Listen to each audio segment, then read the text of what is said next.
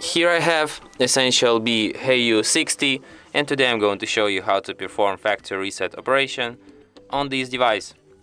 So to do this, firstly you have to open settings, then go to the system section, then to the reset, and here you have to select the last option, reset factory data reset, then tap reset phone, and at last you have to tap on erase everything, and after that your device will be restarted in about a minute or so.